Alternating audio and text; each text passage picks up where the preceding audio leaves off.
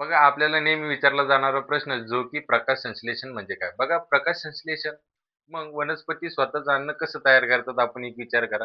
त्यांना चूल नाही, गॅस नाही, मग स्वतःचं अन्न तयार कसं करतात? बघा वनस्पती स्वतःचं अन्न सूर्यप्रकाशाच्या मदतीने काय करतात? स्वतःचे अन्न तयार करतात. या प्रक्रियेला काय म्हणतो आपण? प्रकाश संश्लेषण. काय म्हणतो? प्रकाश संश्लेषण. मग प्रकाश संश्लेषणासाठी वनस्पतीला कोणकोणत्या गोष्टी गरजेच्या आहेत? त्यासाठी त्याला सूर्यप्रकाश लागतो, पाणी लागतं म्हणजे H2O. त्याच्यानंतर मग हे पाणी कुठून भेटतं वनस्पतीला? हे पाणी भेटतं त्याच्या मुळामधून. वनस्पतीची मुळं काय करतात? जमिनीतील पाणी शोषून घेतात आणि त्यात कार्बन डायऑक्साईड जो की कुठून भेटतो? हवेतून. त्याच्यानंतर वनस्पतीला अजून कोणत्या गोष्ट लागतं शेवटची? हरितद्रव्य जे कुठं असतं? पानांमध्ये. कुठं असतं? वनस्पतीच्या पानांमध्ये.